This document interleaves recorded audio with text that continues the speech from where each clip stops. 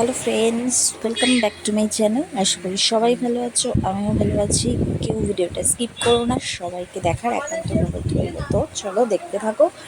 পরের দিন আমি সকালে কিচেনে কী মেনু নিয়ে চলে আসলাম। উচ্ছে আর আলু দিয়ে পোস্ত। এখানে সর্ষের তেল দিয়েছি, তোমরা চাইলে রিফাইন তেলে ইউজ করতে পারো। সর্ষের তেলের একটা ভালো ফ্লেভার আসে, তো সেই কারণেই তেলটা ইউজ করা হয়েছে।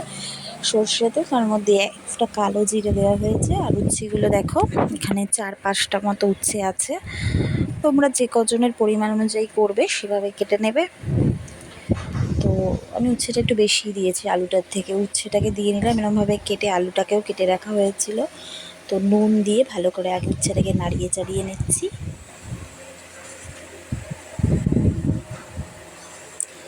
তারপরে দেখো আলুটাকেও কেটে নেওয়া হয়েছে।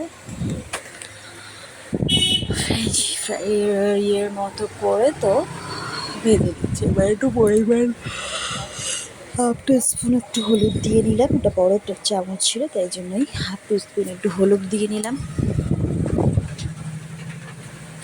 আর সাথে এখানে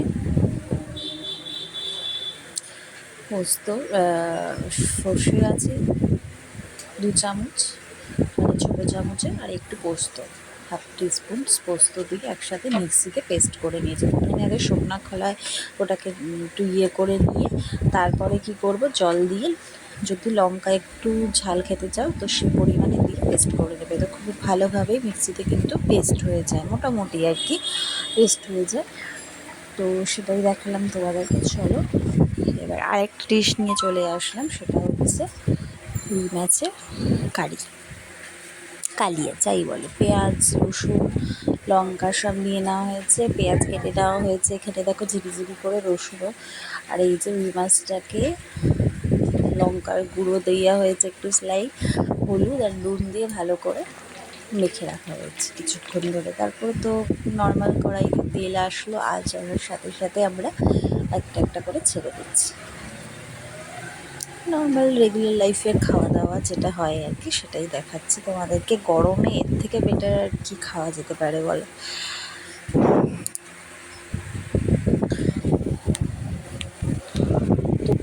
মাছটা ভাজা হয়ে আসছে মোটামুটি, কারণ ঝোলে দেবো তো বেশি, মানে কী বলবো, বেশি ফ্রাই করা তো যাবে না, হালকা মতো করে নিয়ে এবার পেঁয়াজ রসুন সব নিয়ে টমেটো, লঙ্কা আর 1 টিস্পুন ধনের গুঁড়ো, 1 টিস্পুন জিরে গুঁড়ো একসাথে মিক্সিতে পেস্ট করে দিয়ে দেবো। আচ্ছা, কড়াইতে একটুখানি দিয়ে দিলাম জিরে সামান্য পরিমাণে, চাইলে তোমরা একটু শুকনো লঙ্কাও দিতে পারো। আমরা শুকনো লঙ্কাটা অ্যাভয়েড করি, কারণ ভীষণ পরিমাণে গ্যাসের প্রবলেম হয়ে যায়, অ্যাসিডিটি, তাই জন্য শুকনো লঙ্কাটাকে অ্যাভয়েড করা হয়।